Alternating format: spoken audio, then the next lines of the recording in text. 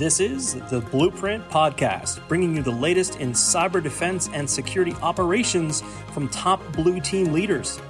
Blueprint is brought to you by the SANS Institute and is hosted by SANS senior instructor John Hubbard. And now, here's your host, John Hubbard. Hello, everyone, and welcome back to a very special season of the Blueprint Podcast, all about MITRE's 11 strategies of a world-class cybersecurity operations center. With us again, we have authors Carson Zimmerman, Ingrid Parker, and Catherine Nerler. Thank you for joining us again. In this episode, we'll be continuing where we left off in our previous episode, which was episode 0. And since we're computer people, we start counting from 0. So if you missed that one, make sure you go back and listen to that. We were covering the fundamentals in that one, so definitely some important groundwork for getting into what we're now going to be talking about in this episode. So, when we're starting this one off, we're going on a big, long journey through 12 more chapters, or 12 more episodes, 11 chapters of this book. And this is the very, very first one, right? Know what you're protecting and why. So to kick this episode off, I would love to hear, why was this the thing that you chose as the very first chapter of the book? There's got to be some significance there, right? Yeah. So when we were first thinking about what to do with the book, so this is a second edition. Carson had written the first edition back in 2014. And we started taking a look at all the chapters and we were like, oh, do we just need to add something? Do we need to do some lightweight updates? And we realized we wanted to do a whole refactoring of the book. And we had the whiteboards out. We had all of our different ideas and we're looking at these and I'm like, we're forgetting the why. The importance of you're not doing security operations because there's a technical solution or just to do it in a, because you like living 2 stories underground in a basement or whatever it is. It's like the organization that you are helping to defend and protect is trying to do something. That might be that they are a nonprofit that is, helping disadvantaged communities. It might be because you are a school. It might be because you are a technology company, that is bringing new games to people. Like all of these different reasons, that's the actual why there is security operations, because there's an adversary who is trying to do something against that organization, and that organization needs to be able to do their mission. And so we started playing around with different ways to put this together. And I was very insistent that this be at the front and that we really talk about it. So it's a fairly short chapter. We tried to be pretty concise with that information. But we really thought it was important that people understand that, when you're looking at those alerts all day, those alerts aren't just pieces of data. They really translate back to what that organization is trying to do. Yeah, I think it's a perfect opening to the book because it gets to one of the things a word I say more than anything else when I'm teaching is prioritization, right? And coming up with why are we doing what we're doing and how do we make sure we are reducing risk, to the highest level that we or reducing it to the lowest level, doing the best amount of impact, the highest amount of impact for what the resources are that we have. So this chapter is kind of all about understanding what do we have and how can we come up with what are the most important pieces of the business and what's going on in it to protect.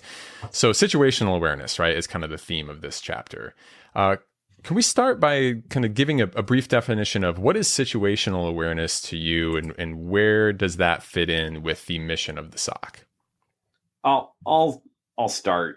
Situational awareness means a lot of different things to a lot of different people. And one of the reasons I'm really glad that we made this the first chapter in second edition, going along with what Ingrid said, is that I think all of us have been in too many conversations around cybersecurity generally and cybersecurity ops with people who are either uninitiated to the space or felt overwhelmed. And they're like, I don't know, not only do I not know where to begin in terms of building a SOC or making the SOC better, but like, what are we protecting and why, which is what we named the chapter. And these conversations, they tend to spin out. People they just throw up their hands. They're like, it's too complicated. I give up. And part of the reasoning in breaking the situational awareness down, which we'll define in a second, into pillars is to help people wrap their minds around a problem that goes from totally intractable and unstructured to one with at least some structure and one that is, at least defined, and we can wrap our minds around some of that. So when we defined, I'm actually going to read from the book, a definition that we adapted from a traditional definition of situational awareness. And it goes like this: within a volume of time and space, the perception of an enterprise's security posture and its threat environment, the comprehension or meaning of both taken together, meaning risk, and the projection of their status into the near future. And this definition of situational awareness applies to both what the SOC does through its daily rhythm of business, along with many other parts of the cybersecurity apparatus. And we can talk about this sense of situational awareness both tactically and macroscopically, meaning an analyst is doing this when they're triaging and investigating a specific alert or an aspect of an intrusion, all the way up to, what is our comprehension of the battle space, to pick another analogy, over the course of a year or a SOC's entire lifetime. And this chapter is largely around the higher level stuff, right? Where we're talking about what are the users, what's the bit of data. Right. That's kind of the stuff that we're going to be covering here, correct? That's right. All right. So one of the things you call out in the beginning, just as you define situational awareness in the book, is the OODA loop, which, if people aren't familiar with it, OODA is an acronym that stands for Observe, Orient, Decide, and Act. Could you speak a little bit to how that ties in with the concept of situational awareness and where those two kind of run into each other? So I can tackle that a little bit. And I'll step away for a minute and go to the original situational awareness, which was about pilots being able to know what's going on all around them, right? And then from there, we've adapted in cybersecurity operations to look at, okay, you got to see, what are you looking at? What's everything around you? What's the mission you're trying to do? What's your business? And then you want to orient to the actions that you're going to take. To Carson's point, you're going to look at, okay, what are the risks? What are the threats? What are all these things? And then you decide how to act. And we'll get into that in later chapters. But before you decide and go take actions, you want to make sure you have all the orientation to be able to do that effectively. You don't want to act too soon, for example. And act is the last part of that OODA loop. If you act before you have all the information and before you're oriented, you risk not eradicating whatever threats or adversaries that you're looking at.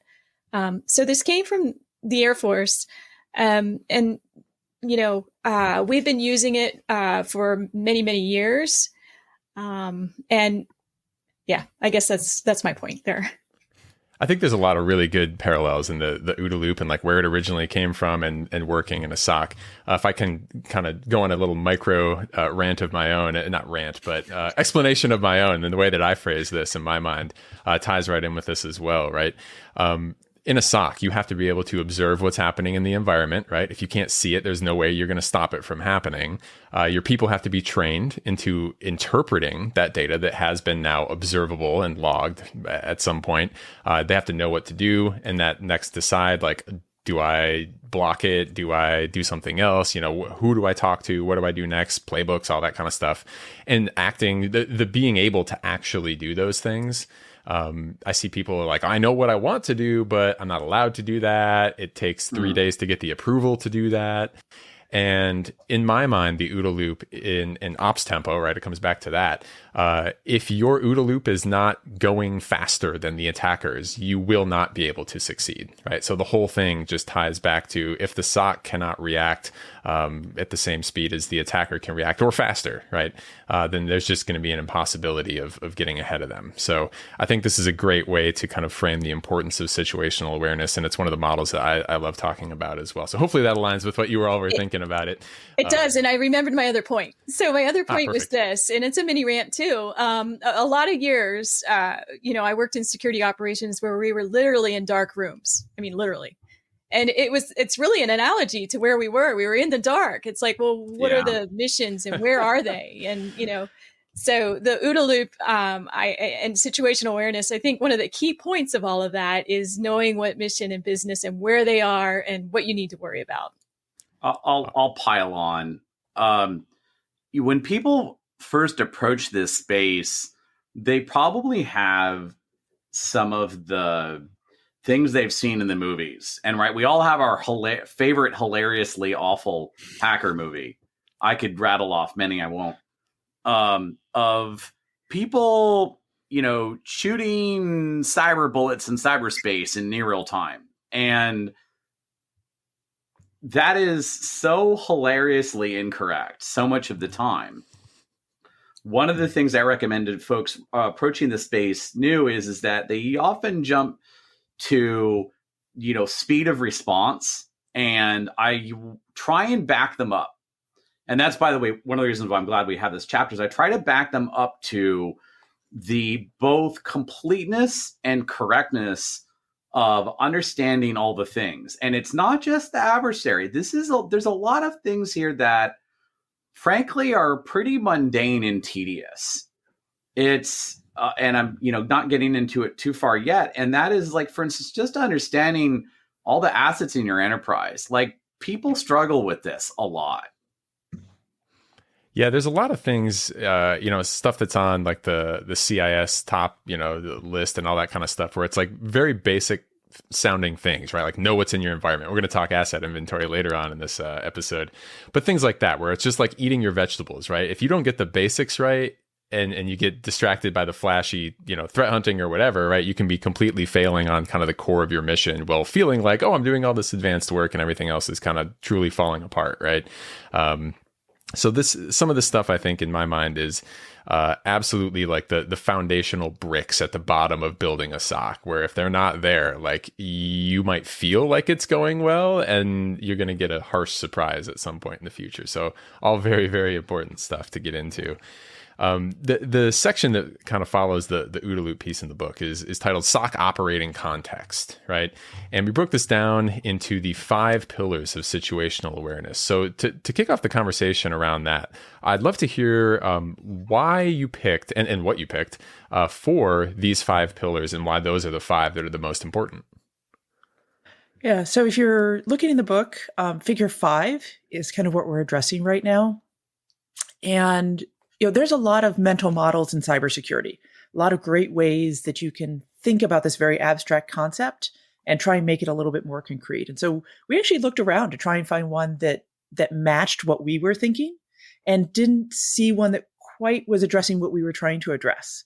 And so we went back to that whiteboard again. We put a bunch of different ideas on here, drew some different pieces, and we picked really 5 things to think about for that operating context.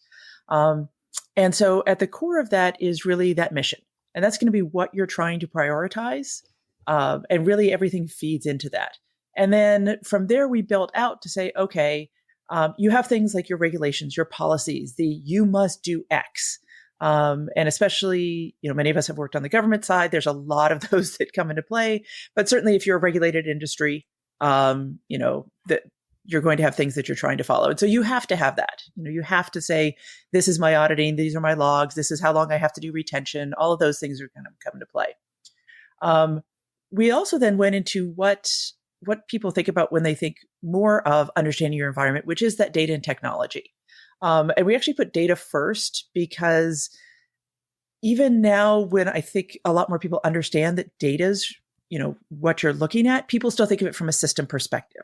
They still say, oh, I'm trying to protect that server or this endpoint or this device. But we really think that data, many people have said this, that data is a really key component of that. So we want to make sure that we were emphasizing that that's all part of your technology environment. We also talked about the users. And I think as we're all seeing that transition to cloud and, software as a service and everything else, identity is becoming so huge in terms of how we're doing our protection. And so you've got that technical element of that identity piece for your users, but then you also have what are your users doing? And we're getting into this a little bit more, but, do you have a bunch of research scientists? Do you have, financial analysts? Do you have different, what are their roles? What are they trying to do? And what can you expect from them because of what they're trying to do? And then finally you have the threat piece. As I think Catherine said in our fundamental section, if you didn't have a threat, none of us would be doing this. None of us would be employed, because there would be nothing to protect against. And so we really took those 5 pieces and in that diagram showed how we think they all relate and add to that operating context. And like with many things, happy if people have other opinions, would love to hear what those other opinions are about what's important. This is just a way that we were trying to show these and provide something for people to get started about and have that conversation and argue over, because that's part of the fun of cybersecurity is talking about your experiences in your context and how those fit into these models. I'll tack one meta point onto that.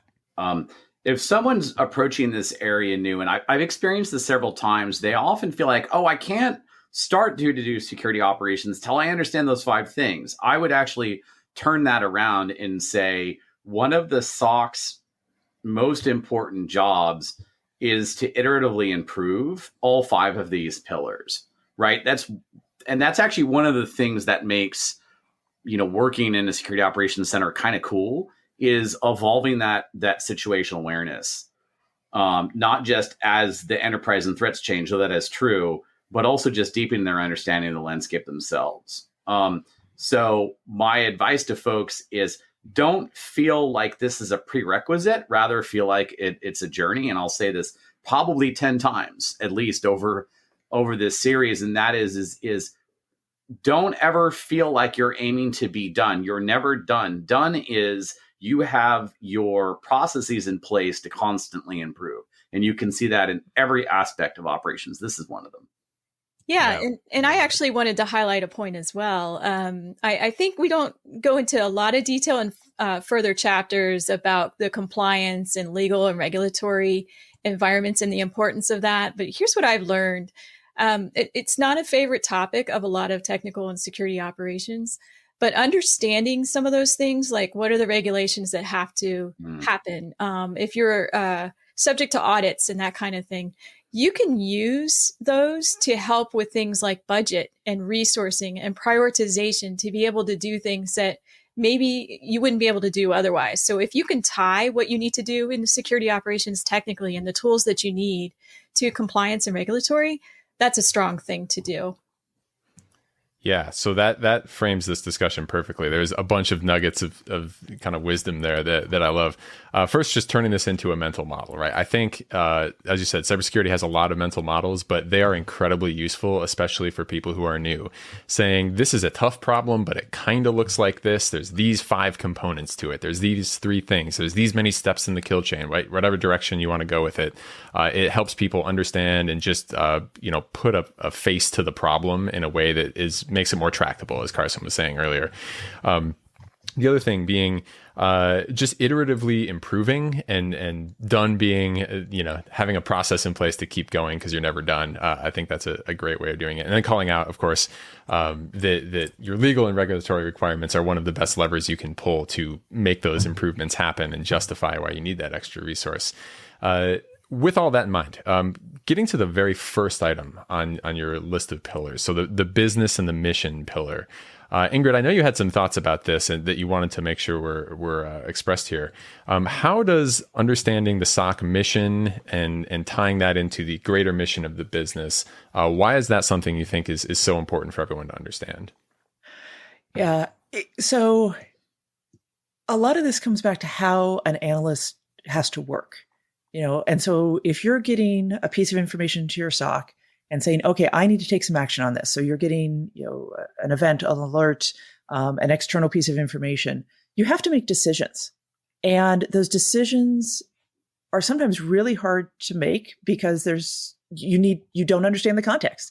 Like if you actually don't know if your industry, your company, has, manufacturing plants in different countries, how are you going to know whether you should even be expecting, network traffic that is going between 2 different locations? If you don't understand whether you've got, different types of relationships with vendors, how are you possibly going to know what you should be expecting in terms of communications? If you've recently done an acquisition, understanding things like, for that acquisition, do they have their own SOC? Are you going to be responsible for monitoring them? How is that transition going to work? What is, we're getting into technology and users and all those pieces as we go through. But if you can understand that business, then you can start to contextualize the things that you're seeing. And without it, you're really going to be flying blind a lot of times. And I found, as I've worked in SOCs, it's sometimes hard to get people to look upwards. Like you get really excited about the data. You get really excited about finding the adversary and doing all these other things. Like that's really cool. And then you get asked to go to this all hands meeting about, whatever's changing in the company. You're like, really, you want me to sit there and listen to our executives for an hour? But it's really important to do that. It's, for the things you're trying to do, for your own career, for your teams, for everything else. And so this is really encouraging people to be curious, understand what that organization does, consider that context, then bring it in and make sure that you're going to be able to use that to be more effective what you're trying to do day to day. Yeah, that's exactly kind of aligns with my experience as well, right? We all kind of want to dive in and get into Wireshark and look at malware and do all that fun stuff. And you're like, I got to read these, like business materials and kind of understand the bigger picture. That's not fun, right? Yeah. So what I wanted to ask about that is, are there any strategies that any of you have come up with where you have been able to make that easier and more exciting and more accessible to the people working in a SOC, especially the newer people, right? Like there's so much institutional knowledge. If you're working for, like my previous company, it was an enormous pharmaceutical organization, 150,000 employees. Like keeping track of that was very, very difficult with so many things going on literally in like 150 different countries. How do we start to summarize that data, make it accessible, and then make people want to stay on top of it? I'll offer a few points. There's a lot of different ways to approach this problem and make progress. And some of it, we talked about it at bit length later in the book. The chapter on communicate, collaborate, share is one of the big pieces. The most successful SOCs I've run into, one of the things that made them so successful was routine partnership with their constituents, their major business stakeholders. And we'll talk about that at length later. So that's one of them. A second is, and we'll talk about this in just a little bit in this episode, is a composite asset inventory and understanding, having a directory of services and business pillars and their connections to the IT assets. And the third is that knowledge base, which can take many different forms that the SOC itself will form. So if you do those things over time, you'll make progress. I would say, parenthetically, some of the most effective analysts I've run into were effective not just because they understood how to analyze data or how to herd cats in an incident, though that was true. Rather, they were effective because they spent a lot of their time trying to understand the context of what they were looking at in the business. Yeah, context is such an incredibly important thing for every single step of working in a SOC, right? And I'm sure we're going to hit that in a whole bunch of different ways. But I love that kind of call out here directly from the start of this, is if you don't understand the greater surrounding situation, you're never going to know whether that's a true positive or a false positive or otherwise. Anything else on the kind of the business or the mission piece of it before we kind of step into the other pieces? Yeah. So what I was going to say, this gets into motivating people. We also talk about that later in a chapter. I think it's in 4. But motivating people, some analysts like to hear from the business leaders. If you can bring them into the SOC and, let them visit and talk to the staff, that's a cool thing. That doesn't motivate all analysts, though, right? So other analysts might be motivated by other ways of learning about the mission. So, you can play little games, and we've tried a lot of different ways to try to learn the mission of what we're trying to protect. Like bring in a new set of data based on mission, that kind of stuff. So, there's a lot of tidbits that you can employ to bring in mission constantly. And the other thing I would say is it's always changing. So just when you think you understand what the business is and mission, something will shift. Like suddenly they moved partnership into a cloud and you don't know about it, that kind of thing. So that's something to keep in mind. Mission isn't a one and done, just as Carson has said. I did 2 other practical things to hear. One is identifying people in other parts of the organization that are willing to be advocates or willing to be partners with the SOC and provide that information back. And so it's not you as a SOC having to try and keep track of everything that's going on. It's having people in other parts of the company that recognize the importance of saying, hey, by the way, over in our part of the organization, this is happening.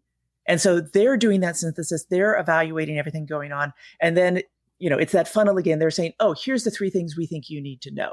And so so leveraging others for that. And then also we mentioned this briefly here in this chapter is exercises, like doing those tabletop exercises and having people that are beyond just your SOC organization who are going to give you the real like impact of, oh, you just decided to, turn off XYZ. By the way, we use that over here for this particular manufacturing thing, or, that runs our gates in this, on this river, or this is past history of I might have recommended shutting down a port and that there was actually in use as they were trying to do transport up and down a river. So these happen. But having those people in the room then to like clarify for you is really, really important. And we're talking about tabletop exercises and other things in Strategy 11 more. But I think those are the ways you create those partnerships and you can make it real for people, is to have people from other parts of the organization engaging with your SOC in these types of activities. Yeah, I love that. So kind of weaving in realistic parts of the business and problems and business systems into your actual scenarios, and then tying in maybe some people from those groups that can say, nope, you just made a mistake and you cost us $5 million for a $10,000 problem or something like that. Generally speaking, the bigger your SOC, the bigger your enterprise, the more this becomes something you have to deliberately spend time on and not to do by accident. Yeah. Definitely. I was going to ask on that too. I love the advocates thing as well. That's a great tip. Just having designated people that can tell you what's coming down the pipe, right? That's part of the, shift left, right? Like don't stroll in, have someone stroll into the SOC and be like, hey, this thing's deployed. You're going to protect it, right? You want to know as early as you can. And having that person that can tell you it's coming, obviously going to be a key part of that. What I wanted to ask about that was any specific cadence or strategy of communicating with those people that you find is more successful than just kind of random hoping they tell you at the right time? It's a blend. There's no doubt about it. It's a blend of techniques. It includes working at different levels, structured engagement, from pointing head managers to pointing head managers. And yes, we're all managers here, by the way. So yes, I'm making fun of myself at that level. And it also includes less structured engagement between the analysts, the engineers, the operators, the responders in the SOC, and people roughly at their level elsewhere in the enterprise, critically, both for during incident response. That's where people's minds usually go, but don't just do it then. And we talk about this pretty extensively when we talk later in the book about everything from CTI and hunting and detection engineering to the chapter on communicate, collaborate, share. Think about drawing them in terms of new data sources, building hunt programs, writing detections. And as a matter of fact, this engagement is, in my opinion, the importance of it is increasing in a kind of subtle but really important way. And here's why. Back in the olden days, when all of us were doing security operations, over a decade ago, there was a stronger tendency towards slap a network sensor on it and call it good.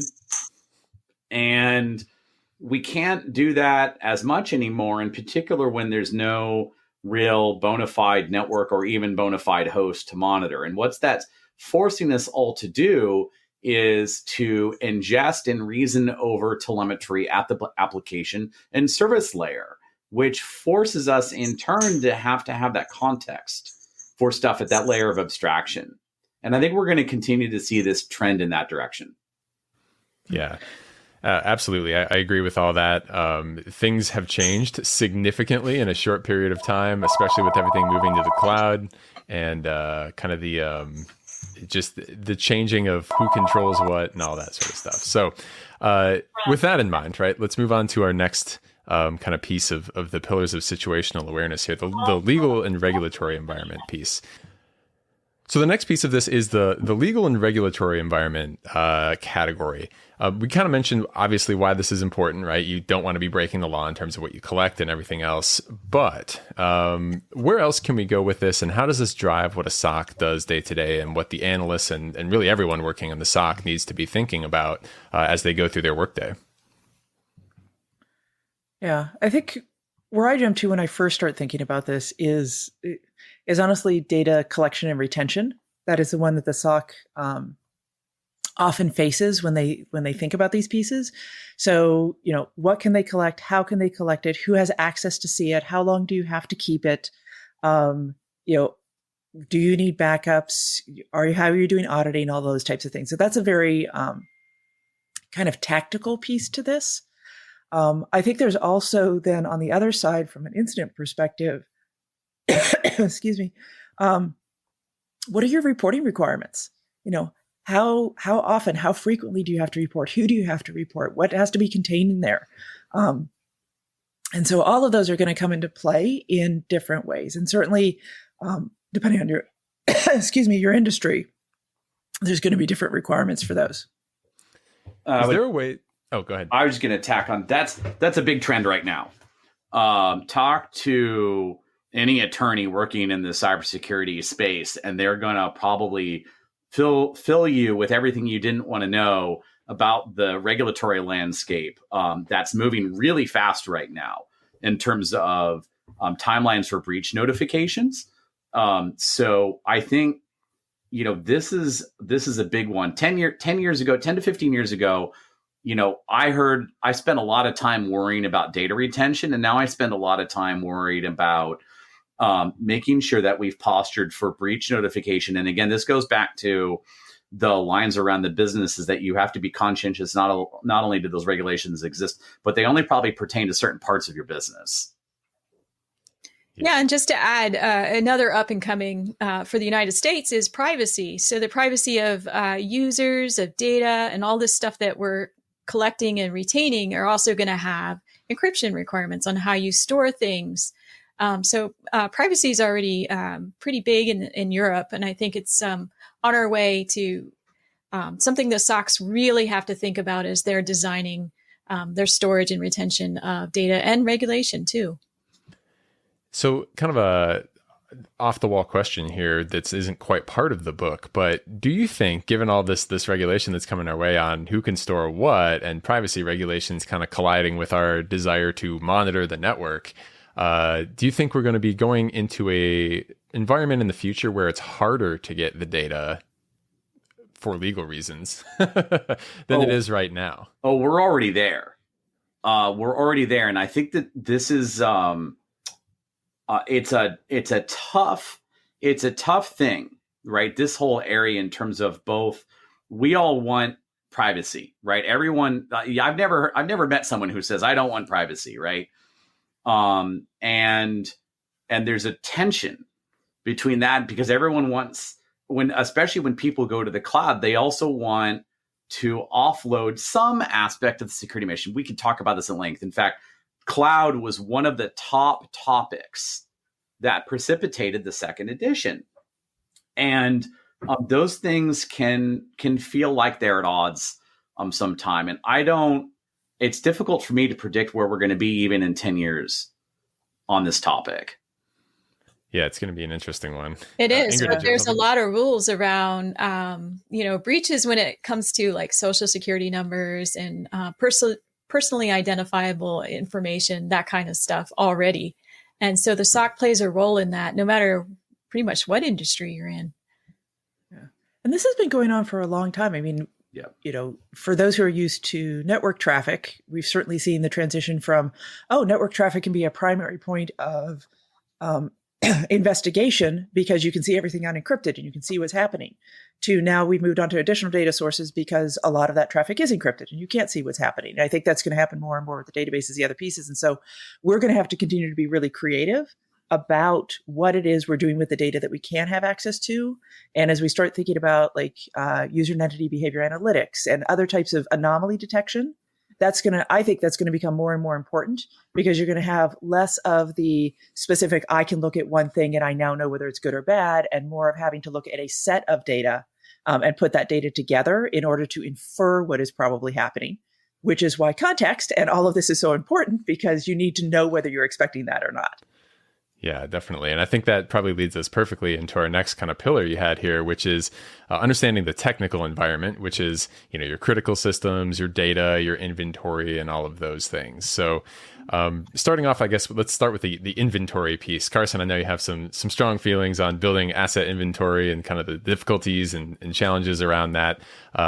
Where do you think, or not where, but what are the challenges that you think people are running into, and what is the most important piece of getting that part right? This is kind of like a spectacularly mundane topic, but is utterly critical. And let me kind of describe a couple things that I think about here. One of them is when we talk about establishing asset inventory. Why is that important? And you might think, oh, so about the things. That's true. We need having asset inventory. When I say assets, by the way, I'm not just talking about computers. I'm also talking about services and cloud endpoints and everything under the sun. And the reason why having that is so important is that it forms a denominator, and that denominator serves as a source of completeness for literally everything the SOC is doing. And most people think, oh yeah, patching, that's just the beginning. And then people think, oh, about sensor coverage. And I say, yeah, that too. You also have to think about your denominator in terms of the completeness of your response, not just in vulnerability incidents, not just in the, where is log4j or SolarWinds or Java this or .NET that running, but also in terms of, where could the adversary be and have we eradicated them? To our detection coverage in the moment, to you name it. So with that understanding out of the way, one of the experiences that I've had is you'll come to the table with a lot of impassioned, very smart people, and they'll have data, and the person from Active Directory will say, I am the single source of truth of all the computers on the network. And then you go to the person with the vulnerability scanner and they say, I am the single source of truth of everything on the network.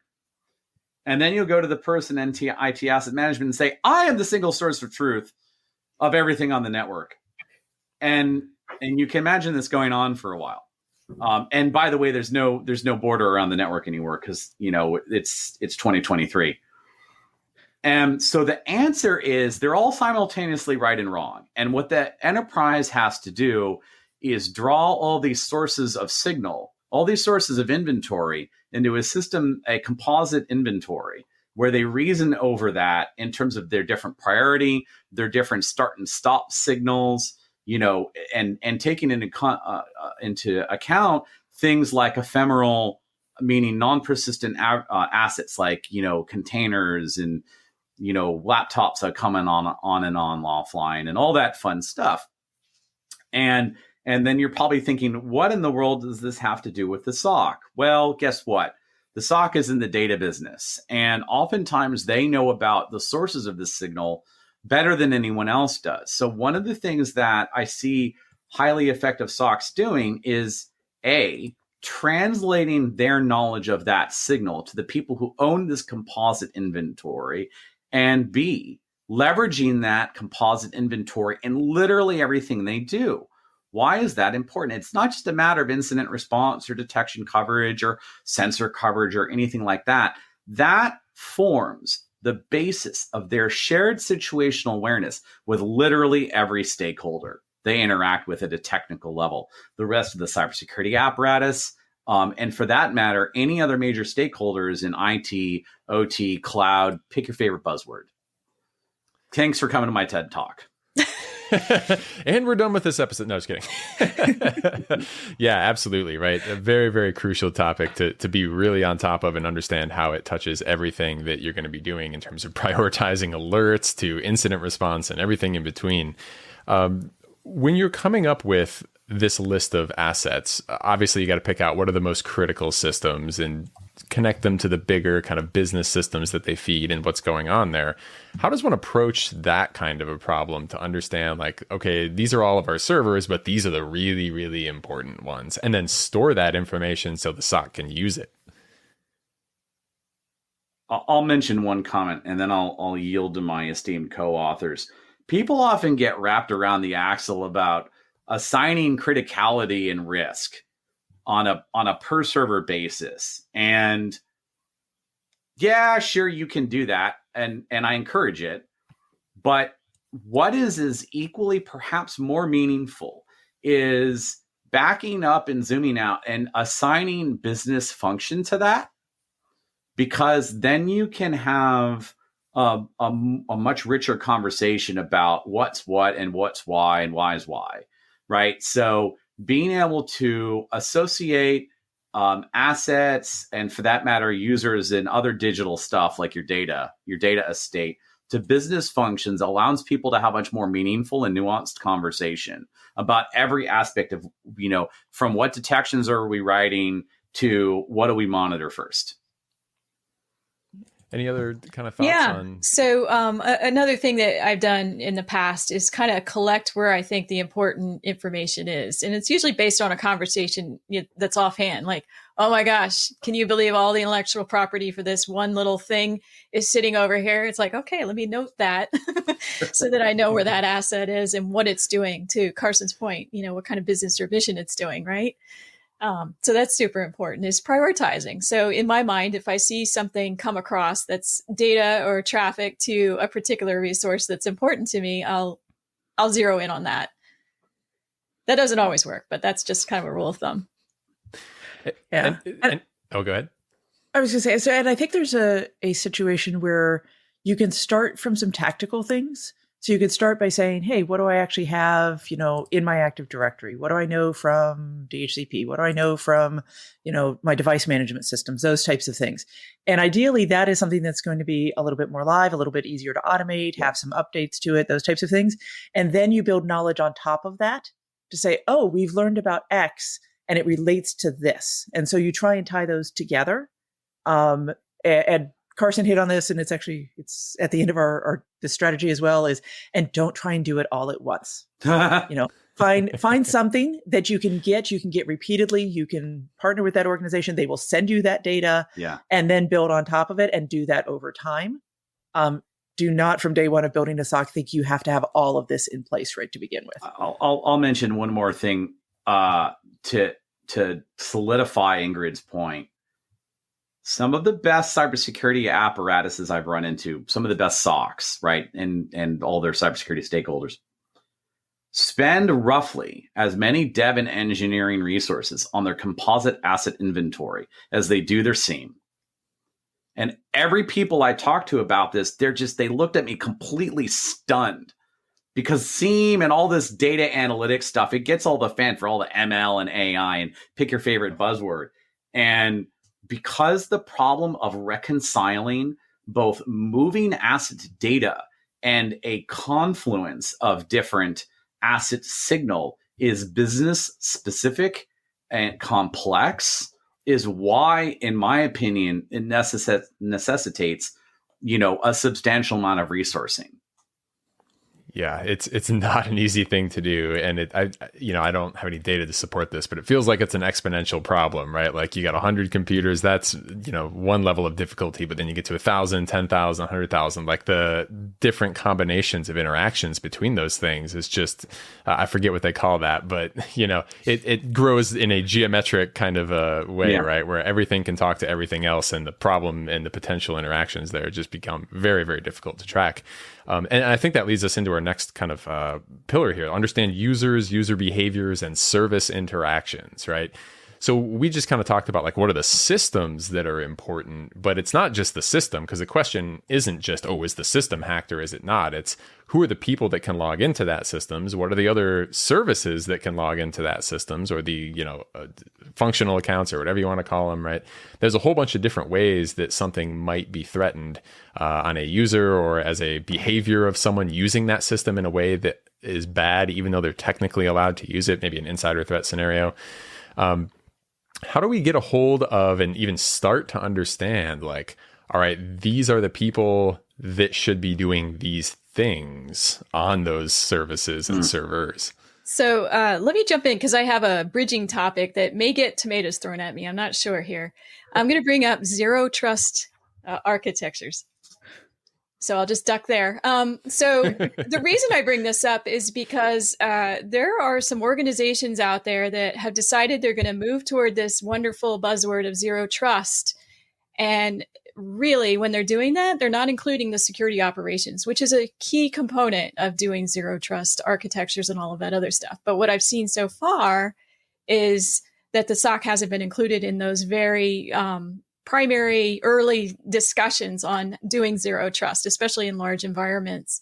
And the reason I bring this up is part of the technical environment and understanding that is understanding where is your organization going next with or without you, right? So a lot of times SOCs aren't necessarily seeing what the plans are for IT moving forward. So having those connections becomes more important for future things and things that are being rolled out as we speak moving forward. So yeah, zero trust, which is a combination. You had asked about users and all of that. So it's a combination of understanding the identity, your users and the machines they're using or the VMs or whatever, and also the data. So it brings those three things together. So understanding what your users are and where they are and how they're being identified, on the front end of things is important. I'll yield the floor after the zero trust comment. Catherine, I agree. I'll offer another bridging topic. One of the things that SOCs can potentially fall into a trap. Let me explain. A proportion of the detections that the SOC will perform, particularly in enterprises where there's a large number of not just users but privileged users doing highly privileged things, will amount to rules and detections that look for users acting in ways that stray from accepted behavior. In cases where a hard rule would be inappropriate. And the trap that they can fall into is becoming a spam cannon of, was that you? Did you mean to do that? Was that you? Was that you? Was that you? And they'll emanate far more signal around those user confirmation activities than they do, and or feel like they need to touch me, and it can be a huge resource drain. So my point in all of this, not skipping too far ahead, is one of the ways to make progress in this area is creating those detection, those hunts around expected and unexpected behaviors, but we also want to be guarded in how we're landing that and how we interact with our constituents. Yeah, building on that, like a common thing I'm seeing now is unexpected travel. So user logs in from one location, user logs in, from another location at the same time, or maybe it's, hey, we haven't seen them log in from this location in X number of days. We saw this a lot over the holidays recently, where we were getting a lot of alerts coming through of, hey, this person normally logs in from Bulgaria and now they're logging in from California. Is that something you expect? And it's like, and so SOCs are spending a lot of time trying to track that sort of thing down. And so having a way to not only have that come in when it is unusual, but then have a way to correlate that with what a user does. So sometimes you won't be able to track this down, like especially during the holidays. But if you know that somebody is a salesperson and that they are likely to be going around the globe, that's going to be very different than maybe your finance person who you would expect to be working from one location. Or this goes back to understanding your context. So are you an organization where everybody comes into the office and they should be coming out of that office environment all the time? Or is it a hybrid environment, a remote environment where you would see the coffee shops and you would see all of these other locations and those types of things? And so I think trying to add all of that in, but recognizing that as we start moving into users and we start moving into more data, having to do these analytics on the data that isn't quite as understood, the false positive rate, and we're getting into false positives later, these are things that you get alerts on, but aren't things that you need to actually turn into incidents. That rate is going to be higher. And so how do you automate some of that away? And I've heard there are, I've not worked with this, but like organizations where they will send automatic messages to users using a different technology, to say, hey, was this you? And as long, so they might send it over their phone or something else. And the user can just say, yes, it was me. And so you're taking that away from being something the SOC has to look at to being something where the user can have that interaction and kind of automate it away. So those types of techniques, I think, are going to be really important as our SOCs move forward. Yeah, and they don't get overwhelmed. Yeah, And I think the holy grail that all SOCs would love to have is what's normal, right? We've been asking that for 30 years or more, at least my whole career. What's normal? And you never get there because there's so much change happening all the time. There's people like someone adds a new phone number. Is that bad? Well, we know some major incidents where that was bad. So how do you know, when something's normal or not normal? But that is kind of something to always aspire to, is learning what is normal for an environment. And the best analysts spend a long time understanding, okay, that's a normal service over this ephemeral port. We already know it. They track some of that stuff to kind of tamp down the false positives and the asking the questions, to Carson's point about the bandwidth. Is this you? Is this you? So it's a challenge, definitely. Yeah. So with that, what I was thinking is there's kind of two pieces to that. There is the context building of these people are in these groups, they're salespeople, they travel, and making sure when there's an alert that goes off for those users that there's something that tells that to the analyst, right? And automatically presents that information to them so that they have that context. The other thing I think is just, this is kind of a totally outside of this conversation thus far that we've had, but keeping people on the team for a long time and not having a constant staff turnover will just inherently allow people to build up that institutional knowledge. And the longer they're there, the more like, oh, that's that one part of the network. And they always have that happen. That's that one person. They always upload large files, right? Just a retention piece, I think, is a big part of getting that right. And just keeping people on the team. And the more they know, the better they're going to be really well-tuned anomaly detectors, right? Like true anomaly detectors. So that's something we can talk about when we get to the building the team conversation and all that sort of stuff later on. That covers the user and the user behavior piece. Any thoughts on the service interaction piece of this pillar? How do we track that, or get any have any tricks for that? I would say it's it, at least to a degree, is a lot of the same. And for what it's worth, that's why we put those service to service interactions in this portion of situational awareness, is that the way we reason over and store and kind of build up that corpus of knowledge looks and feels similar, with some distinctions. Service to service interactions have always been kind of, and perhaps more explicitly, service to service trust is what keeps a lot of people, myself included, up at night. And a big piece of that is, understanding this is, now we've moved from understanding what specific users or groups are doing, but to understanding the service architecture. And, if you have the benefit of having a mature SDLC apparatus where service owners are compelled to write down their threat models or other informations about their services in a place you can get to, that is a huge opportunity here. However, I acknowledge most people don't have that luxury. So, and then it becomes a story of like beg, borrow, steal, like go and talk to your friends. Yeah, and with the nature of attacks we're seeing now, where people are going after identity systems and, golden SAML attacks and all this crazy stuff going on, like, it's something you absolutely need to consider. This thing lets you into that thing, and how everything, authentication works across all these systems that we probably weren't using 5 to 10 years ago. It's still relatively new stuff, and people might not be as good at kind of understanding that and securing it and locking it down. So whole bunch of stuff to kind of think of there in that category. The final pillar that you had here is understanding the threat. We're going to talk in depth more about CTI, but as it pertains to this particular chapter, what do you think are the most salient points of situational awareness as it comes to understanding the threats that are out there? I guess I'll go. I think that the most important thing to know is that you have threats. Right. And there's some organizations, the security operations folks usually know there's threats, and they usually know what they are to some extent. The leadership also needs to be aware of what the threats are. I think that's an important point of this chapter, is making sure you have this interaction and hopefully ongoing dialogue with your stakeholders and your leadership to understand, no, we really do have some leadership We really do have some threats that the leadership needs to be aware of and some real adversaries. And to characterize some of the incidents that you've had over time, studying some of the incidents you've had can help you understand, okay, this is what we've been up against in the past. It may not necessarily be what's in the future, but at least you have kind of a trend to look at moving forward. So building from what Catherine was saying, I've seen with some SOCs, they focus on external threat intelligence first, and they think, oh, that's where we have to go. We have to get a feed in. We have to do, get this data from others.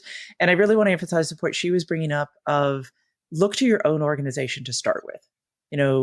Especially your organization will have likely had incidents. They have things that you can learn from. That's going to give you a feel for what types of threats are out there, what kind of categories you're interested in. Are you seeing a lot of commodity malware? Do you have, more advanced actors that are in your environment? Build from that, and then you can start adding in, other pieces. And so, CTI, I think for some SOC analysts is still cyber threat intelligence is still kind of a like, oh, that's something different. That's a mystery. That's other pieces. But we're starting to see more of that come together, whether that function is actually within the SOC or somewhere else. I think there's starting to be a lot more understanding of the types of information that you need to get from threat intelligence to actually be actionable in the SOC. And that's something to think about as well, is that cyber threat intelligence sometimes is seen as this very high level country to country type of discussion. And really, you can get down to more operational, more tactical discussions, things where you can actually look at the tactics, techniques, and procedures, and provide that information in a way that the SOC can truly do something with it. And so we're jumping into all of that with Strategy 6, which is a cyber threat intelligence strategy. But it's definitely, as we keep saying, if you didn't have the adversary, we wouldn't be doing this. Yep. And I love the way you broke it down kind of in this section too, and just like the very basic pieces of like, what about the constituency might be of interest to an adversary, right? Think about, if you were an attacker, what would you steal from your organization, and start there, right? Go read some reports in the news. Go think about what has actually happened to people like you or actually your org in the past. It doesn't have to be this incredibly complex, academic exercise. It can be a very practical, like, hey, we've seen this attack before. We need to make sure that same thing doesn't happen again, because clearly it's a realistic threat that we might face. So I love taking that kind of approach. I'll add a couple of things there, which, we'll return to in a couple of the later chapters. One of them is when we think about the threat and the scope of the threats we need to comprehend, it's worth mentioning that we should be constantly thinking about insider threat and actors who have compromised our own legitimate user accounts. And we also think about fraud and abuse. And I don't just mean fraud perpetrated by internal employees, particularly if the enterprise offers any kind of service to anyone else, right? And anything that looks or smells like a cloud service or anything as a service. That is a place where SOCs may be running towards very rapidly because they weren't previously recognized as an area of investment and may suddenly become a major problem for the business. Yeah, it's definitely a changing game, but it's something that's super intimidating for a lot of people. That kind of gets to our kind of final piece here, which is the last section of this chapter, which is building awareness over time. You had already mentioned a couple of times, it's like, it doesn't have to be perfect, right? Do what you can with what you have at the, situation that you're presented with at any given time in the SOC. Obviously, we are looking to build up as much knowledge as we can in as short of a time as possible. Any kind of closing thoughts on how and what we should prioritize if you were building a SOC from like zero?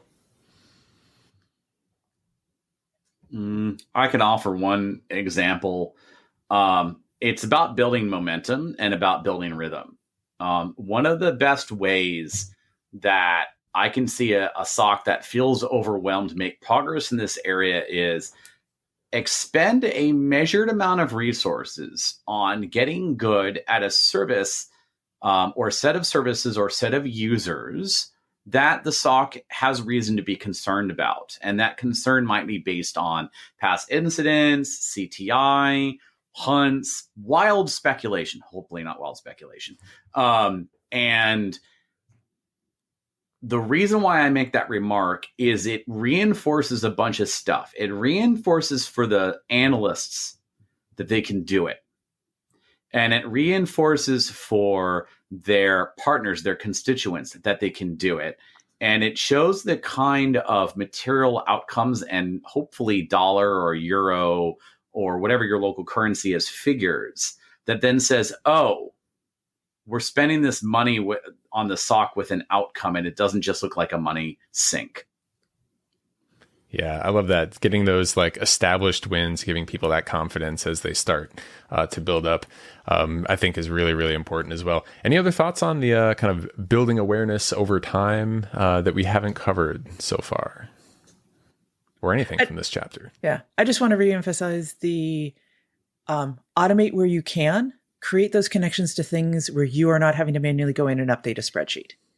So if you can connect into another system, somebody else is doing that updates, it's your Active Directory, it's whatever's out there, that's going to give you longevity without you having to go in and expend manual energy every single time it happens. And then you can get into the more, boutique, hey, we want to learn about this and put some context on top of it and customize for certain areas.